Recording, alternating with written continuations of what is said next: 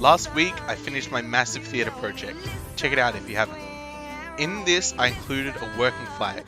This week, I wanted to make some standalone flags for objective markers in wargaming and scatter terrain in D&D. I started with this 1/2 centimeter dowel. I cut it to 8 inches, which is roughly 40 feet in D&D. Then to spruce up the look, I added a cap to the top. I just used this wooden piece that I found, and in some of them I use beads, but you could really use whatever little greebly bits you have lying around. I make sure when I'm working with wood to use PVA glue, and when I'm working with plastic, use super glue. I then drill out 2 holes, one about an inch off the ground, and one nearly reaching the top of the flagpole. And these will be what we thread in our little jewelry hoops that we can then put our flag onto. Adding a healthy amount of super glue to keep that in place. On this beaded one, I add a much longer piece because I'm going to have 2 flags coming off either side of this. If you don't have any jewelry hoops, you can use paper clips as well, and that works really well. I then realized that I put all the hoops in sideways, so I just bend those around with needle nose pliers after the glue is all dry. I then paint the whole thing in a burnt sienna, just a regular wood paint job. And then come through on any of the caps that I want to be metal and paint it a gunmetal grey, and that really adds another pop of colour. For making the actual flag, last time I used a piece of cardstock, but this time I'm going to use paper towel. And in order to give it some strength and to get rid of the texture that's on it, I'm going to cover it in PVA glue. I've roughly cut it to the shape that I want. I'll come through later and trim it down to size, but then I cover both sides with PVA glue on a piece of baking paper, so that way it doesn't stick to anything. And this works well to give it some nice strength and to get rid of any texture marks that might be inside of the actual print that is on the paper towel. As well as that, it also adds a bit of a crinkly texture that you don't get with just the piece of cardstock. Makes it look more like fabric. And after they're dry, I just cut off all the excess PVA glue that's dried around the edges and any of the rough cuts that I made.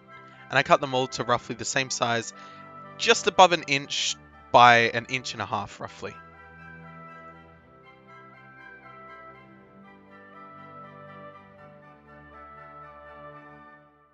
I then give it a pretty simple paint job. 2 of them are going to be red and 2 of them are going to be blue. That way they can kind of fit into any sort of setting. If you were making this for a specific thing, you'd paint the flag how the flag would look. And I'm painting this on the parchment paper, so that way I can flip it even while the paint is still a little bit wet and paint the other side. I then made up some symbols to go onto them just to give them a bit more interest. This one is 3 nations united as one, and the other one is a crown for the king.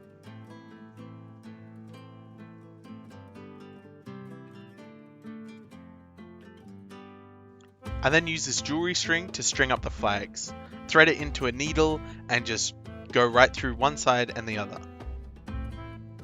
This wire is really good because it's kind of flexible, and I got it from a thrifted piece of jewelry, but you could pick this up for $3 or $4. I then thread it onto the flagpoles. It's really important to pull it really tight and then tie in a double knot to make sure it has that strength and it won't break. I found it good to work with a string that's a little bit too long, that way you can get a nice knot in there. However, if the string is too long, the knot is going to be a real difficult thing to do.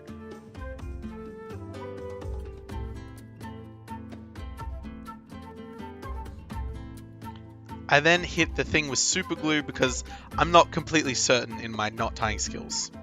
And then trim off all the excess.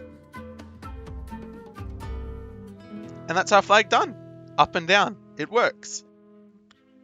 To make sure the flag doesn't come out though, or get misplaced, I put some super glue in there as well. And then I make sure to have that little knot opposite to the flag, so that way it doesn't get caught on the metal pieces. I then fit it into this little base, and let me show you how I built that. So most games, if you're within 3 inches of a capture point, you capture it. And most DVDs, well, in fact all, are 3 inches in diameter, which means it's perfect for a little objective marker. I put on this disc that I cut out that has a hole that is the perfect size for sticking our little flagpole into. After using hot glue to kind of meld those two into one piece, that there's like a little slope going up to it, I then cover the whole thing in PVA glue and then cover it in a ground covering that I use sand, tea leaves, and a little bit of dirt. I then seal that with a mix of PVA glue and burnt umber paint. And this will be our base coat, as well as sealing in all of the underground texture. So to better use that texture, I give it a quick dry brush of a light creamy tan color. I then sporadically add on some PVA glue, dabbing it around with a brush, and add on my static grass.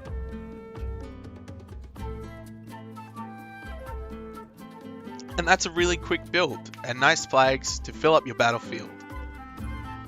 And you see the center, I built one that has two flags on either side, so it can be captured by blue team or red team. The mechanism is really easy and quite strong to use because the wire is very flexible. Thanks for watching, and subscribe to see more.